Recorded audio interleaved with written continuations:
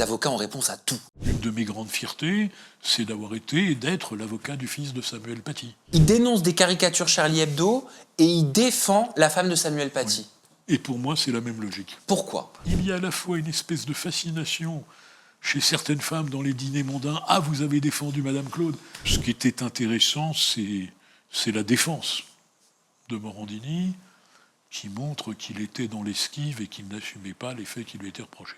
Moi, je ne l'aurais pas gardé, voilà. Je ne l'aurais pas gardé à l'antenne. Parce que ça, c'est pas une critique de la religion, c'est exclure quelqu'un à raison de son origine. J'ai été un des avocats de Jacques Chirac pendant une assez longue période. De Saint-Marcel à la place Vendôme, c'est un parcours extraordinaire. Francis, j'ai un petit service à te demander. Oui. J'ai une amie qui a besoin d'un logement. Elle cherche un HLM. Est-ce que tu pourrais m'aider ? Alors, je n'ai jamais attribué de logement, je n'ai jamais demandé des faveurs sexuelles en échange de l'attribution de logement que je n'attribue pas, et je conteste formellement ces faits.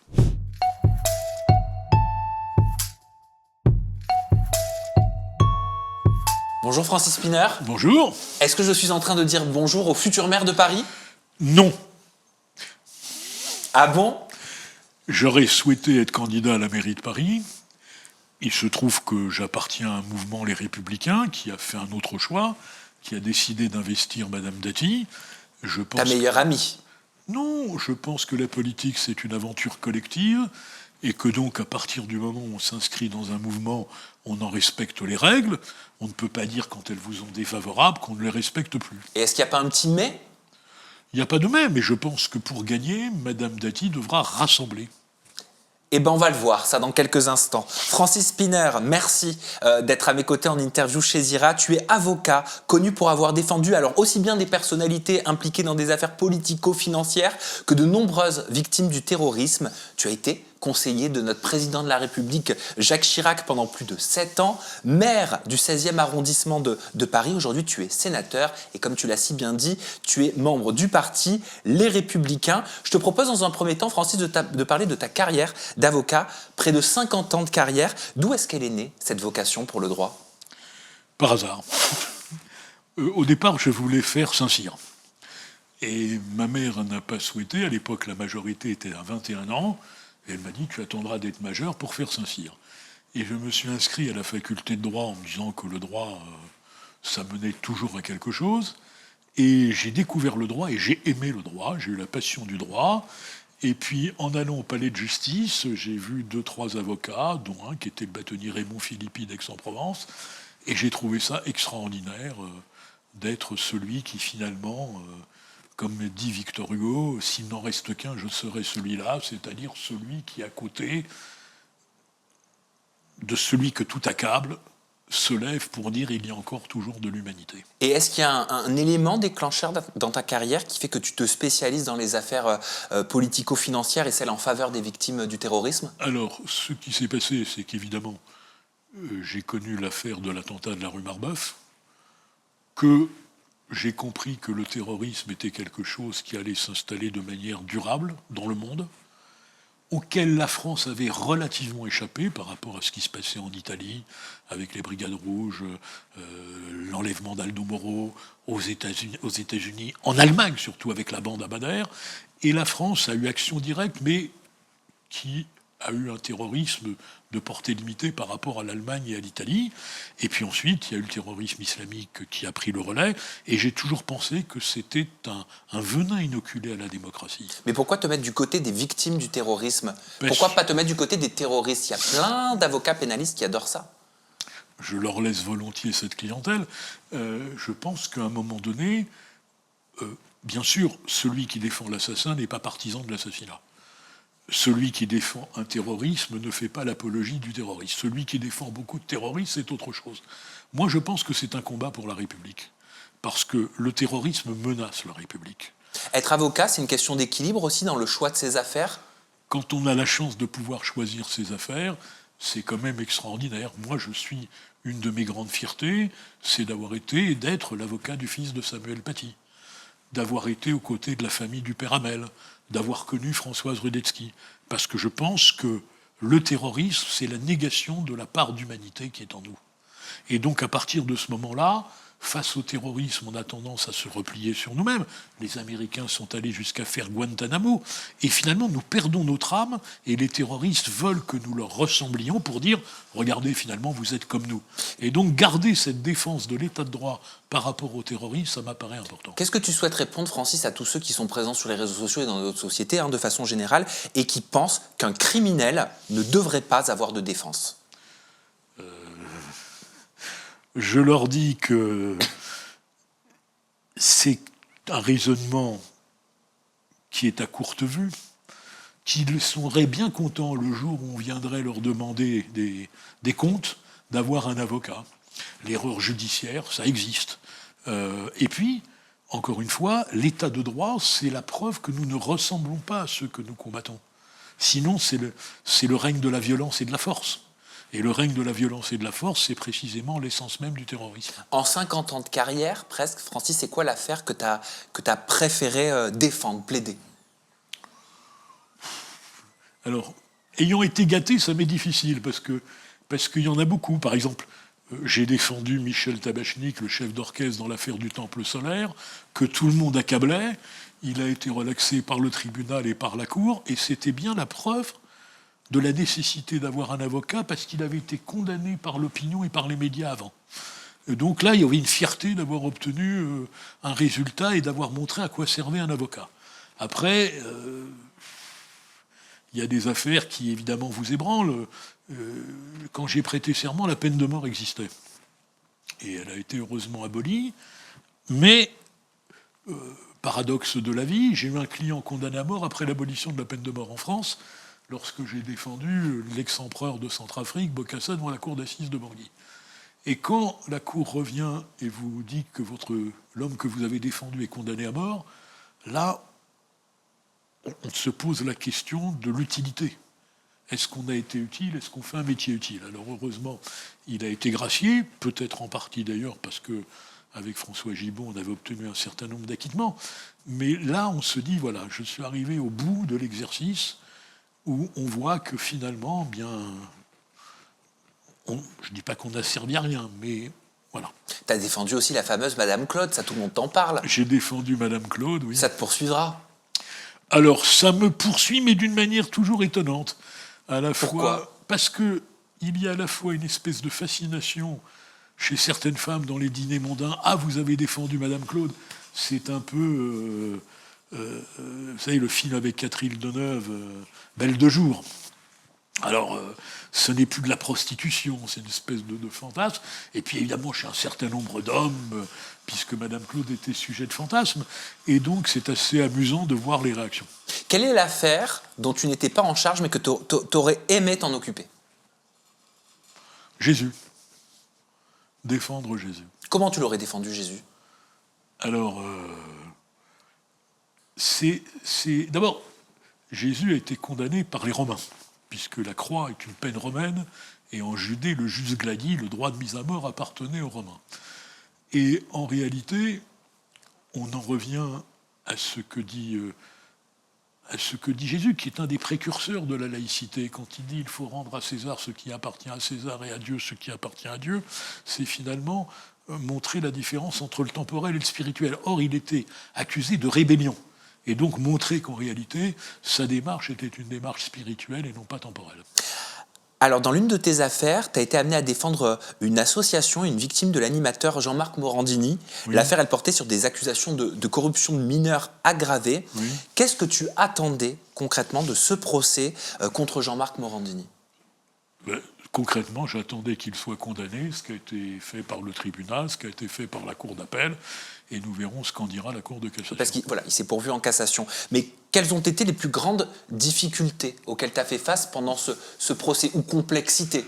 Il n'y a eu ni difficulté ni complexité, parce que les faits étaient carrés, établis, et donc ce qui était intéressant, c'est la défense de Morandini, qui montre qu'il était dans l'esquive et qu'il n'assumait pas les faits qui lui étaient reprochés.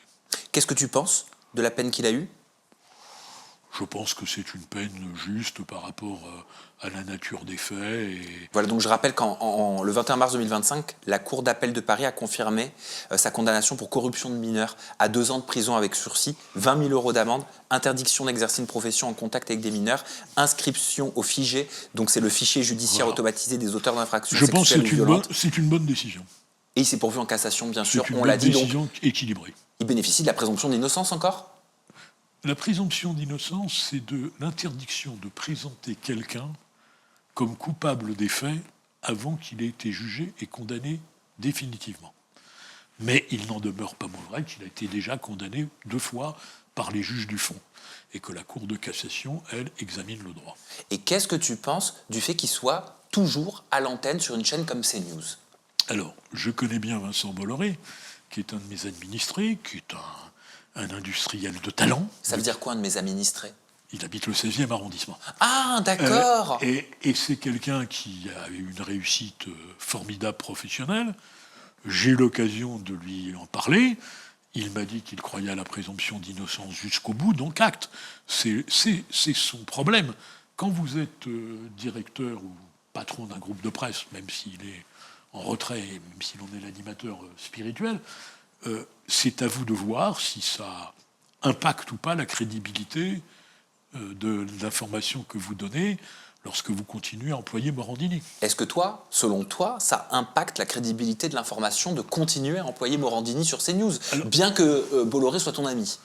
Alors moi, je ne regarde pas Morandini sur CNews, donc je ne peux pas vous dire ce que vaut son émission. Et je ne suis pas à la place. C'est toujours facile de dire à la place d'eux, je ferai. Mais ça a pu créer des situations délicates. On s'en souvient, il y a quelques mois, il y a eu de nombreux articles où, justement, il a été inscrit au fichier dont on vient de parler. Il n'a donc pas le droit d'être en lien avec des mineurs. Pourtant, il y avait des stagiaires chez Europe 1. C'est donc les stagiaires qui ont dû être délocalisés pour ne pas le croiser. Voilà. C'est un peu dingue. C'est le problème de la gestion d'une entreprise dont je n'ai pas la charge, dont je me garderai bien de dire ce que j'en pense. Mais oui, mais parce que vu que tu as défendu l'association et que tu as défendu des dites victimes... Moi, je ne l'aurais pas gardé, voilà. Je ne l'aurais pas gardé à l'antenne. À l'époque, tu avais qualifié les caricatures de Charlie Hebdo de haineuses et offensantes. Tu disais qu'elles visaient à diffuser la peur des musulmans dans la société. Avec le recul et les événements tragiques qui ont suivi, est-ce que tu maintiens cette position aujourd'hui ? Il faudrait que vous interrogiez un jour Philippe Val. Parce que Philippe Val m'a dit qu'on avait bien fait de faire ce procès. Car ce procès, encore une fois, n'était pas le procès du blasphème. Les caricatures, nous n'avons pas attaqué toutes les caricatures. Nous avons attaqué 2 caricatures, dont une qui était celle du turban qui est en forme de bombe. Et je trouvais que toute assimilation de l'islam au terrorisme était scandaleuse. Parce que je rappelle d'abord que ceux qui ont payé le plus lourd tribut au terrorisme islamiste, ce sont les Algériens. C'est des milliers de victimes du GIA. Et donc, dire que l'islam, c'est le terrorisme, c'est une erreur et c'est quelque chose qui est scandaleux. Et d'ailleurs, le tribunal retient que cette caricature pose problème, mais il dit « nous relaxons Charlie Hebdo parce qu'ils n'ont pas fait dans l'intention de stigmatiser les musulmans, mais ils l'ont fait dans l'intention de faire une pédagogie. » Mais je pense que ce procès était utile parce que quand vous n'êtes pas content d'une caricature, vous allez naturellement devant le juge. Et le juge tranche. C'est ça l'état de droit, c'est ça vivre en société. Et donc quand la mosquée de Paris, parce que beaucoup de musulmans se sentent blessés d'être assimilés, que de voir leur religion assimilée aux terroristes se sentent blessés, ils ne manifestent pas, ils ne cassent rien, ils ne menacent personne, ils ne lancent pas de fatwa, ils vont devant le tribunal. Et quand le tribunal leur dit « vous avez en partie tort parce que ce n'est pas le but de Charlie », ils ne font pas appel et ils acceptent la décision de justice. C'est ça la démocratie. Et je trouve que c'est une démarche qui est à l'antipode justement de ce qui s'est passé avec Charlie. C'est quoi la frontière pour toi entre liberté d'expression et injure religieuse ? Mais la France ne reconnaît pas le blasphème. Le blasphème n'existe pas en France. On a le droit de dire pique-pendre de la religion. On a le droit de dire pique-pendre de la religion. Mais on n'a pas le droit de dire qu'une religion est une religion criminelle. Donc, c'est une différence. La liberté d'expression fait qu'on a le droit de critique de la religion. Et d'ailleurs, la religion catholique, sous la Révolution et au moment de la loi 1905, a été férocement attaquée. Quand tu vois justement à quel point les caricatures de Charlie Hebdo, elles sont devenues un symbole de résistance, est-ce que tu te sens parfois mal compris sur ta position initiale ? Écoutez, peut-être même au niveau de ton groupe, les Républicains. Non. Moi, je me souviens de sorties de route, par exemple, d'Éric Ciotti. Non mais Éric Ciotti a quitté les Républicains. Je sais, c'est pour ça que je me souviens de sorties de route dans le passé. Vous savez, ce qui m'a fait plaisir et conforté, c'est quand la compagne de Samuel Paty est venue me demander d'assurer sa défense. Et je lui ai dit, madame, on risque de vous reprocher d'avoir choisi quelqu'un qui a plaidé contre Charlie Hebdo. Et elle m'a dit, ça ne me gêne pas parce que je sais que votre démarche est exempte de toute vision à la fois totalitaire, mais en même temps de tout racisme anti-musulman. Parce que ce qu'a défendu Samuel Paty, c'est la liberté d'expression. C'est vrai que j'allais te poser la question. Est-ce que ça a été mal compris ? Est-ce que ça a été perçu comme une contradiction à un moment donné ? Tu as dû te prendre des critiques. Il y a des gens qui, évidemment, ont critiqué le fait que j'ai plaidé cette affaire. D'abord parce qu'ils n'en connaissent pas les tenants et les aboutissants. Ouais, c'est-à-dire, il dénonce des caricatures Charlie Hebdo et il défend la femme de Samuel Paty. Oui. Et pour moi, c'est la même logique. Pourquoi ? Parce que c'est encore une fois je n'aime pas le terme islamophobie, qui en plus est employé par les frères musulmans. Mais on peut être français et musulman, ça ne pose aucun problème quand on respecte les lois de la République. Pourquoi t'aimes pas le terme islamophobie ? Parce que islamophobie, ça veut dire qu'on a la phobie de l'islam. On peut avoir la phobie du fascisme, du communisme, de l'islam, de n'importe quelle religion. Ça, c'est un terme qui, à mon avis, je connais le racisme. La phobie d'une religion ou d'une idéologie, je trouve ça ridicule. Je trouve que c'est un terme qui vise à interdire la critique de ceux qui se servent de l'islam à des fins terroristes. L'islamophobie, c'est du racisme. Mais vous avez le droit de ne pas aimer l'islam, comme vous avez le droit de ne pas aimer le judaïsme, comme vous avez, sur un plan théologique, sur un plan philosophique, sur un plan critique. On a le droit d'être critique envers une religion. L'antisémitisme, c'est du racisme. L'antisémitisme, c'est du racisme. Donc l'islamophobie, c'est du racisme aussi. Non, mais la judéophobie, non, l'islam, c'est une religion. Vous avez le droit d'être critique envers une religion. Vous avez le droit d'avoir peur d'une religion. Donc la judéophobie pourrait exister sans que ce soit critiqué ou sans que ce soit perçu comme de l'antisémitisme ? Mais si vous dites, moi, je ne crois pas à la traversée de la mer Rouge, je ne crois pas au diplôme d'Égypte, tout ça est de la fantaisie, je critique la religion juive parce que sur sa conception des droits de la femme, je la trouve rétrograde, etc. Vous avez le droit de dire ça. Ce qu'on n'a pas le droit, c'est de dire que tout musulman est un assassin en puissance, que tout musulman est un terroriste. Mais donc en puissance. on a le droit aussi de critiquer le christianisme. Mais bien sûr. On a le droit d'avoir peur du christianisme. Mais beaucoup de gens l'ont fait. On a le droit de critiquer le judaïsme. Mais bien sûr. On a le droit d'avoir peur du judaïsme. Mais bien sûr. Du bouddhisme aussi. Mais bien sûr. Tu connais Poupette Kenza ? Oui. L'influenceuse ? Oui. T'as le droit de pas connaître. Hein. Si, non, j'en ai entendu parler. Ok. Poupette Kenza, elle avait dit dans une story, par la suite, elle s'était excusée, elle a dit « Je ne travaillerai avec aucun juif ». Oui, mais ça... Est-ce que ça, elle a le droit ? Non, parce que ça, c'est pas une critique de la religion. C'est exclure quelqu'un à raison de son origine. Ça, c'est du racisme. Ça, c'est de l'antisémitisme. Et si elle avait dit « Je décide de ne travailler avec aucun musulman », ça serait aussi du racisme. Ça serait aussi du racisme. Ce serait perçu aussi comme une discrimination ? Mais bien sûr. Exclure quelqu'un, dire « Je ne veux pas travailler avec quelqu'un » à raison de la couleur de sa peau, de ses origines ou de sa religion, c'est de la discrimination et c'est du racisme. En vrai, est-ce que c'est pas la laïcité qui nous fout dans la merde ? Mais la laïcité, franchement. Mais la laïcité, c'est une chose formidable, parce que la laïcité, beaucoup de gens ne la comprennent pas. Vous la défendez chez les Républicains. Non, mais qu'est-ce que la laïcité ? D'abord, la laïcité, c'est la liberté religieuse. C'est la liberté religieuse. La laïcité protège la foi.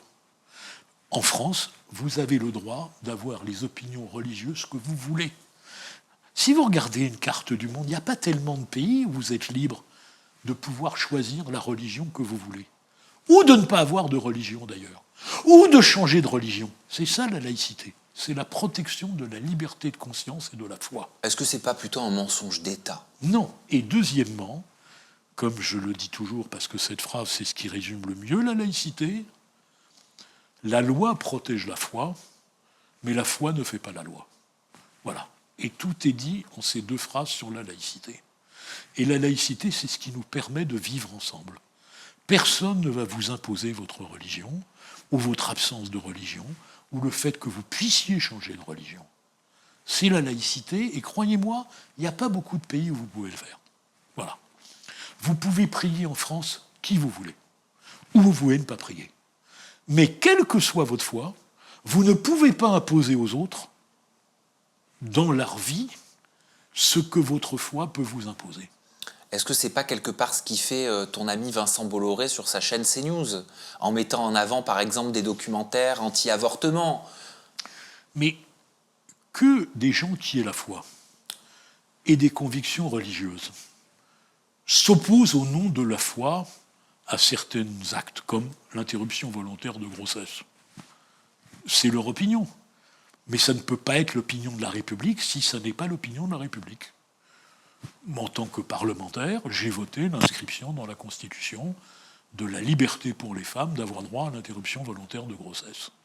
Et je crois que tous les parlementaires l'ont fait en conscience. Ceux qui sont imprégnés de foi catholique, ça a peut-être pesé, ça a certainement pesé dans leur décision. Mais c'est une décision individuelle. Francis, tu as travaillé pour Jacques Chirac, tu étais le conseiller de Jacques Chirac. J'ai été un des avocats de Jacques Chirac pendant une assez longue période. Alors c'est quoi la différence entre conseiller d'un président de la République et avocat d'un président de la République? Est-ce que la frontière, elle n'est pas un peu mince? Non, parce que conseiller du président de la République, vous êtes nommé par un arrêté et ça figure au journal officiel et vous êtes payé par la présidence de la République. Avocat, vous êtes indépendant et libre. Tu connais Gérald Fauré? Non. Ok. Dans plusieurs interviews et dans son livre « Dealer du tout Paris » qui est sorti en 2018, Gérard Fauré il a prétendu avoir fourni de la drogue à certaines personnalités politiques parmi lesquelles il citait, c'est lui, Jacques Chirac et Bernadette Chirac. Il affirmait avoir été le dealer du tout Paris dans les années 80 et 90 et avoir été en lien avec de nombreuses figures du pouvoir, comme Jacques Chirac, et du showbiz. Bien évidemment, il est important que je te dise qu'aucune preuve tangible n'a jamais été apportée pour étayer ces déclarations, ces accusations. Elles sont donc considérées comme infondées, diffamatoires et relevant du sensationnalisme. Mais toi, en tant qu'avocat, comment tu aurais défendu Jacques Chirac face à des accusations comme celle-là s'il avait été encore en vie? Alors d'abord, j'avais indiqué au président de la République que sa qualité de président de la République lui interdisait de poursuivre les journaux. Parce que le président de la République est garant de l'indépendance de la magistrature. Et donc venir plaider devant des magistrats qu'on a nommés et dont on a garanti l'indépendance pose problème. C'est ce que fait Emmanuel Macron avec Brigitte Macron pour Candace Owens aux États-Unis. Je vais vous poser la question pour Jacques Chirac. Et d'ailleurs, ça pénalisait Jacques Chirac, puisque quand on lui a tiré dessus, Jacques Chirac ne s'est pas constitué partie civile. Il aurait pu, il était la victime d'une tentative d'attentat, et il a considéré qu'étant président de la République, gardien de l'indépendance de la magistrature, il ne pouvait pas aller plaider parce que forcément, ça aurait été un déséquilibre entre l'accusé et la partie civile. Et donc, le président de la République n'a jamais poursuivi les journaux en diffamation. C'était ma position. Donc, vous n'auriez pas poursuivi Gérald Fauré. Et il l'a partagé, et donc, tout le monde ne pensait pas la même chose d'ailleurs à la présidence de la République. Mais là-dessus, oui, je pense qu'il m'a écouté, il a bien fait. Et en parlant justement, en faisant le lien avec Emmanuel Macron et sa femme, Brigitte Macron, qui attaque aux États-Unis Candace Owens, est-ce que tu estimes que c'est différent parce que c'est sur le sol américain? Ou si tu étais l'avocat d'Emmanuel Macron, tu lui dirais « ne fais surtout pas ça ». Non, il y a deux choses. Ce qui est très différent. On rappelle que Candace Owens accuse Brigitte Macron d'être née homme. C'est une infamie, et c'est d'ailleurs une constante de la vie historique française. La femme du monarque. Vous savez, on disait que le général de Gaulle avait créé une constitution de la Ve République qui alliait à la fois la République et la monarchie. Là. je constate qu'on a souvent attaqué la femme du président de la République ou la femme du roi. On a dit des horreurs sur Marie-Antoinette, il n'y avait pas les réseaux sociaux, mais il y avait les pamphlets. Bon. On a dit des horreurs, on a voulu salir la femme de Georges Pompidou.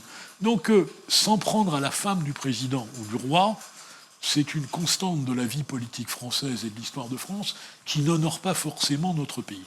Ce qui a changé par rapport à l'époque de Jacques Chirac, c'est les réseaux sociaux.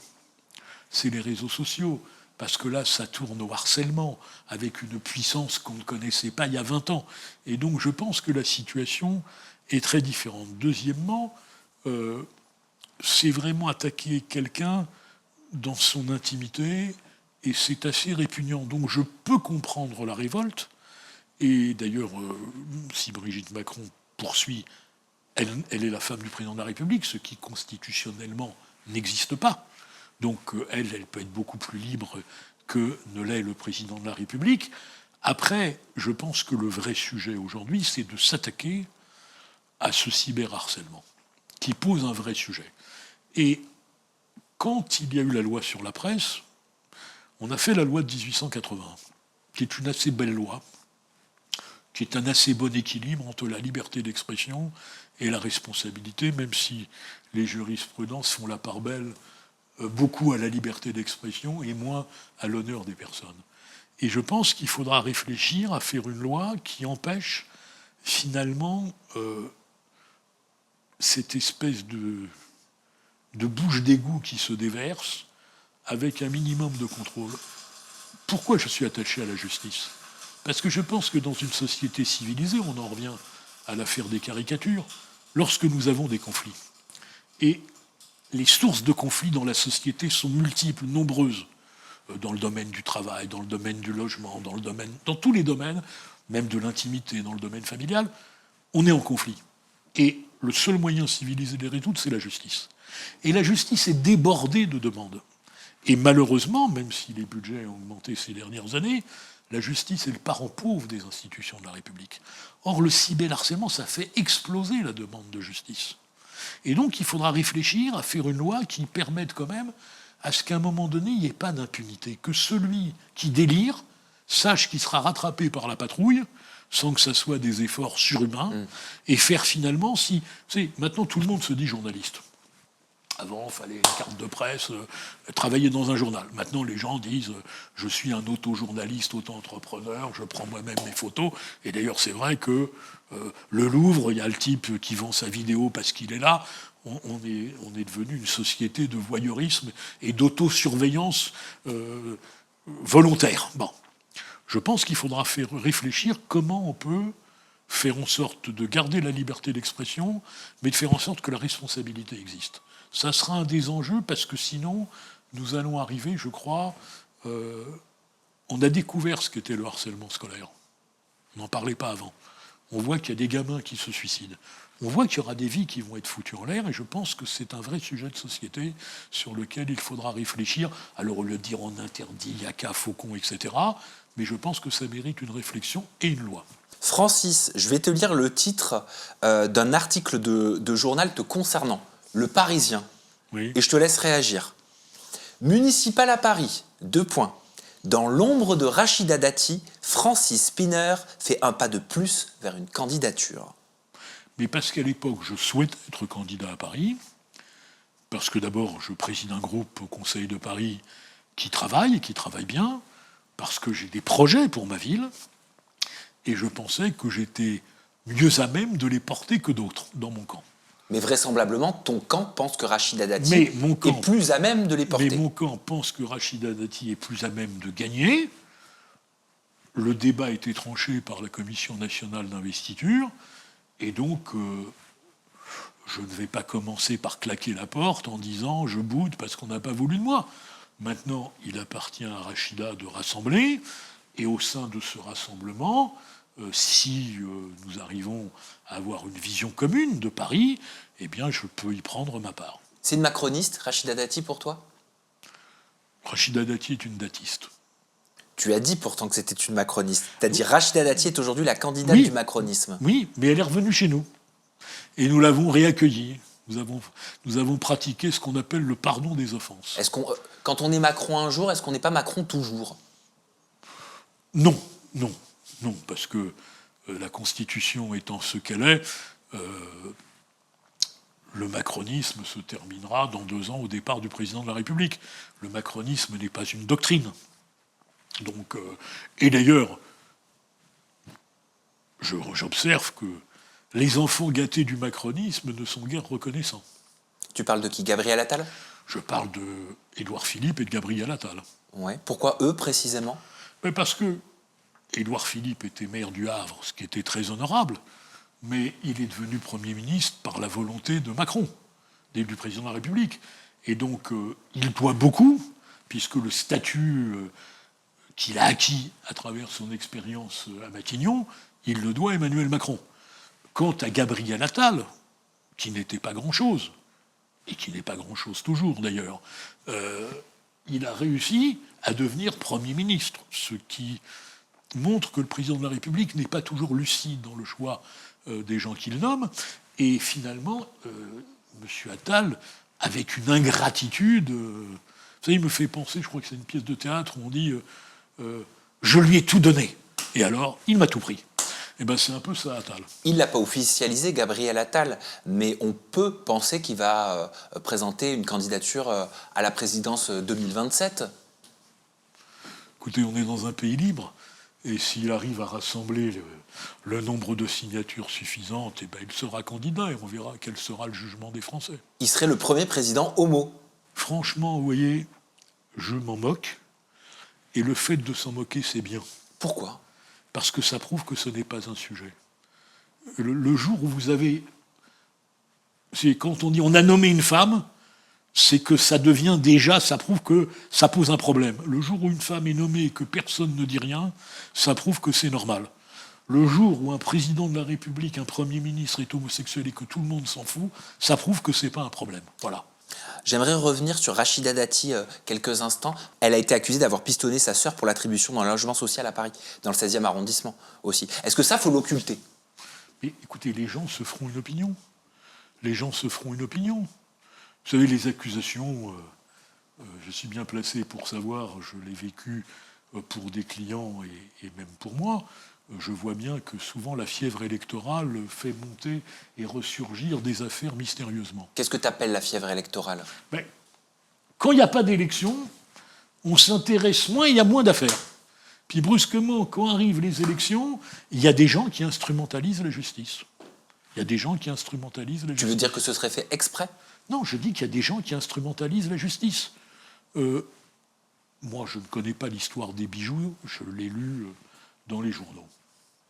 Mais est-ce que c'est le rôle à ce moment-là d'adversaires politiques de brandir l'article 40 du Code de procédure pénale, par une mauvaise lecture d'ailleurs, par une mauvaise lecture, pour signaler ça au procureur de la République?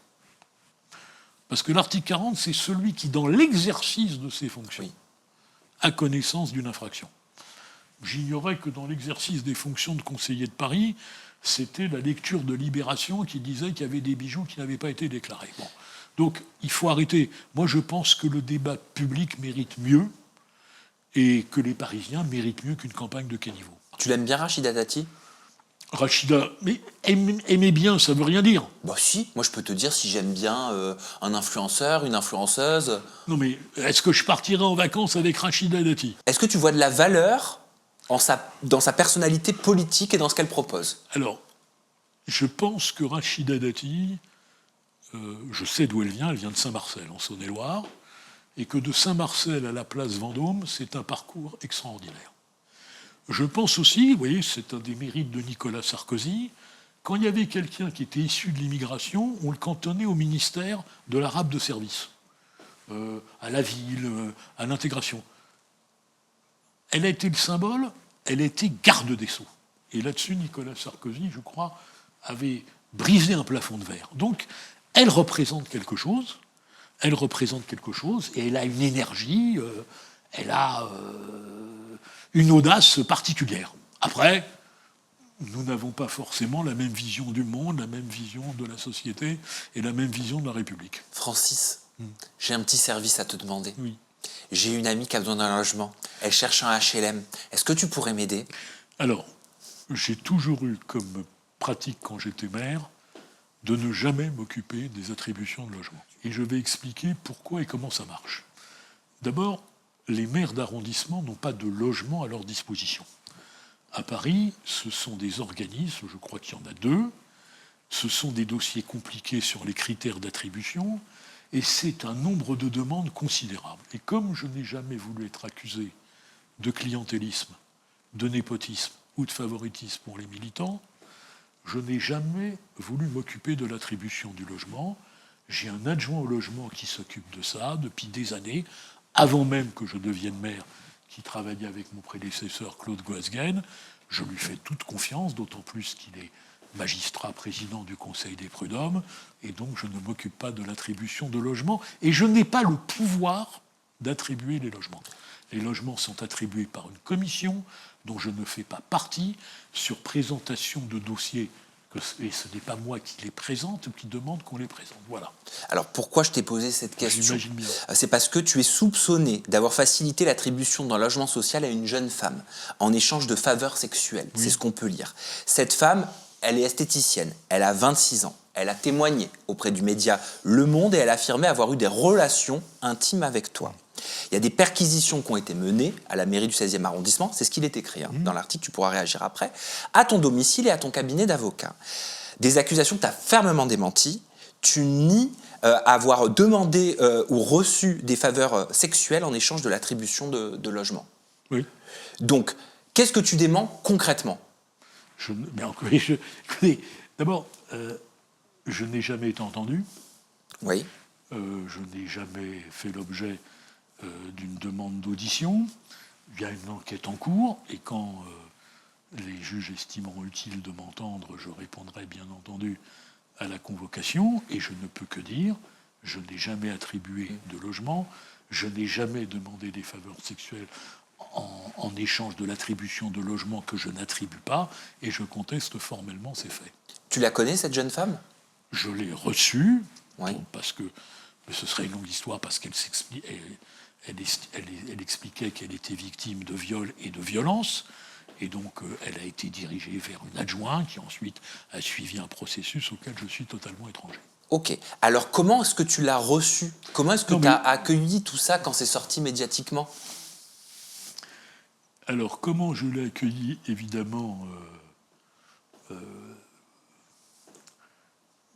avec colère. Parce que j'ai toujours essayé, et je suis à un âge avancé, une carrière avancée. On a pu me critiquer beaucoup, mais jamais personne n'a mis en cause mon intégrité.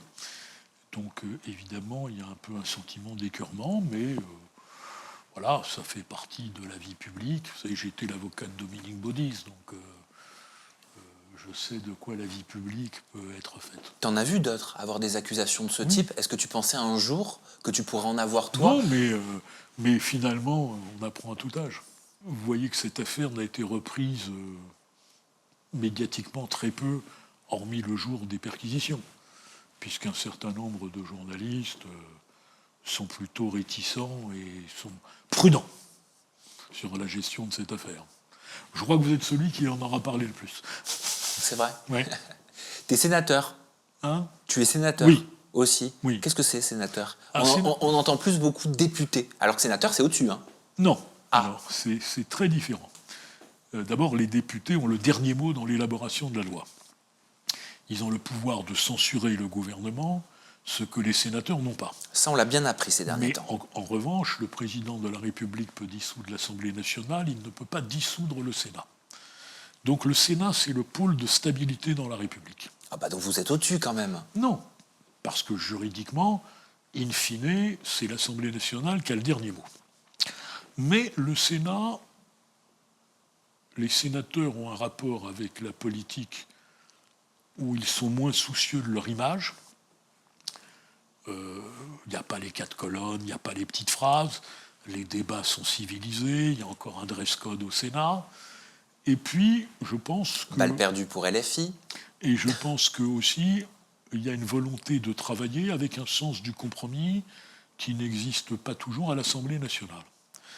Et puis, le Sénat peut prendre l'initiative des lois, et si je prends ce qui s'est fait ces 2 dernières années, je crois que l'apport le plus utile à notre société, ça a été la commission d'enquête sur le narcotrafic, où finalement les gens ont pris conscience de la gravité du mal, parce que je pense que le narcotrafic menace plus notre pays que le terrorisme, à long terme, et que nous avons réussi à faire une loi qui était une loi audacieuse, et dont on pouvait penser que la gauche sénatoriale, sur un certain nombre de points, marquerait des réticences, et en fait, nous avons fait voter cette loi à l'unanimité.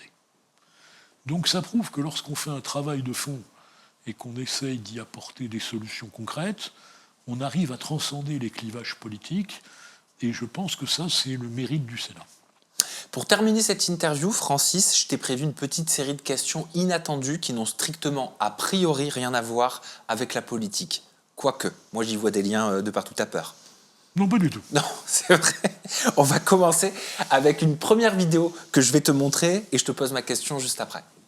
Les filles qui sont pas ok avec le 50-50, mais ça va pas ou quoi? Genre, je n'arrive pas à comprendre qu'il y a des meufs ou des mecs d'ailleurs qui sont ok pour qu'une personne paye tout. Enfin, en général, l'homme qui paye tout à la meuf. Mais ça va pas, vous voulez qu'on soit en 1700 ou bien? Nous, ça fait 2 ans qu'on est en couple, et genre, on a toujours fonctionné comme ça. Bon, à part au début où genre, il m'a invité de fois, ah, c'est drôle, t'es galant. Mais frère, au bout du 3e rendez-vous, c'est bon, je vais aussi payer. Genre, tu vas pas te ruiner pour moi. Genre là, par exemple, quand on va au resto, bah, il va payer un resto, moi je paierai le prochain. Si on fait les courses, bah, on va diviser. On essaie de s'équilibrer comme ça. Le loyer, on le paye tous les deux. Enfin, je sais pas, et ça me choque qu'il y a des meufs qui sont en mode, ah non, mais moi, c'est l'homme qui paye tout. C'est l'homme qui fait tout. Mais meuf, genre, moi, s'il me payerait tout, mais je serais trop mal, je me sentirais trop redevable.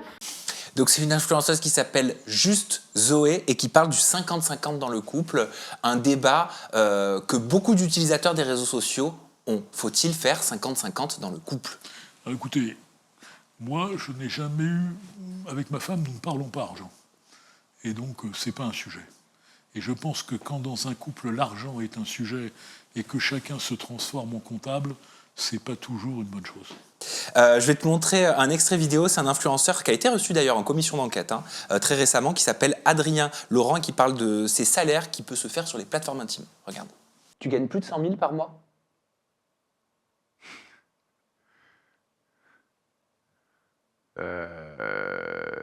C'est obligé cette question ou...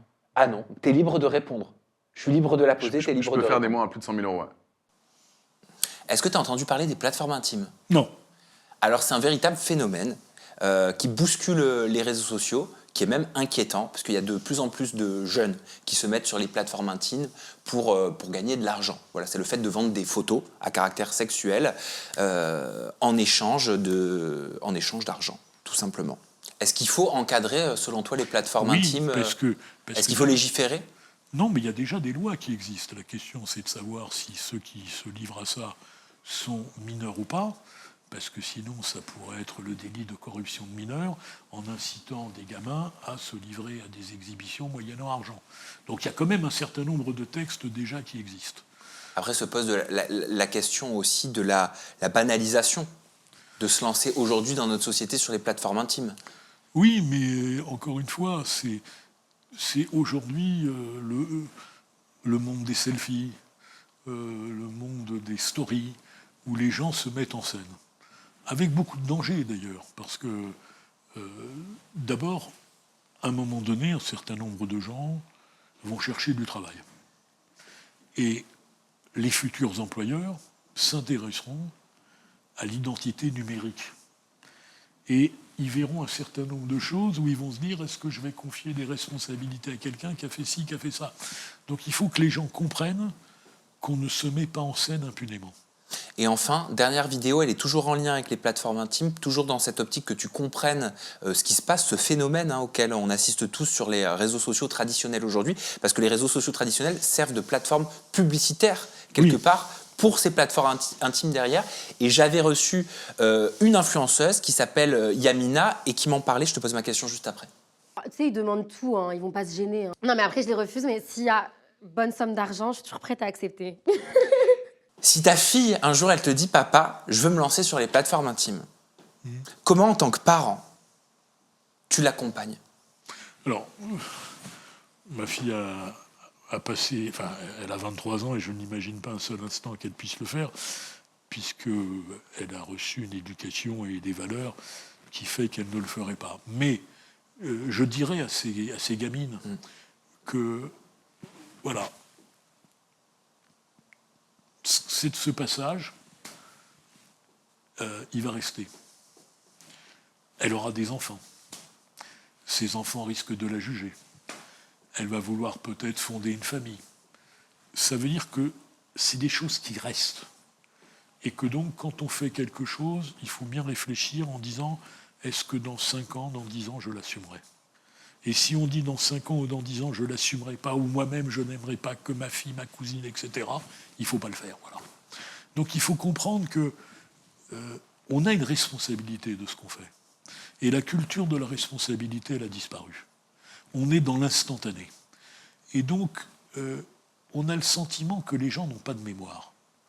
Mais je crois que c'est dans les mémoires d'outre-tombe, Chateaubriand dit « Que serions-nous sans mémoire ? Nous ne serions rien ». Et donc la mémoire, c'est toutes les traces que l'on laisse. Et donc les réseaux sociaux, ça n'est pas innocent, ça ne s'efface pas. C'est pas parce qu'on va supprimer, jeter corbeille, etc., que ça va disparaître. Et donc tous ces ados, tous ces jeunes, je leur dis, faites attention, parce que vous êtes en train de vous construire une image, et elle va rester avec la force de l'image, ce qui n'existait pas avant. Il y a 20 ans, il y a 30 ans, on disait, il a fait des phrases, il a fait ci, il a fait ça. Ça restait dans un cercle. Là, voilà, il y a l'image, il y a la parole. Après, l'intelligence artificielle pourra peut-être recréer. Et donc, oui, je pense qu'il faut qu'on éduque la jeunesse aux réseaux sociaux. Et de dire qu'on ne se sert pas des réseaux sociaux impunément. Donc faire de la pédagogie. Oui. Donc il faut peut-être réformer aussi l'école, peut-être que ça pourrait avoir une place à l'école. Ah, je pense qu'à l'école, il faudrait interdire les écrans jusqu'à l'entrée au collège. Ça serait déjà pas mal. Et ensuite, faire une éducation au numérique. Une éducation au numérique, ouais. Intéressant. Il fait un temps, il y avait une éducation civique, il devrait y avoir une éducation au numérique. Bah merci, en tout cas, Francis Szpiner. On a parlé d'avant, on a parlé d'aujourd'hui, on a parlé aussi de demain en ta compagnie. Et on te retrouve sur tes réseaux sociaux. Ton compte Instagram, c'est francis.spinner. Ton compte X, c'est fspinner. Il y a un TikTok ? Ah, je sais pas. Parce que je ne suis pas... Je demanderai. Vous demandez. Voilà, et je le mettrai quoi qu'il arrive. Merci beaucoup, merci à vous de nous avoir suivis. On se retrouve très prochainement avec une nouvelle personnalité politique. Prenez soin de vous. À très bientôt. Bye bye.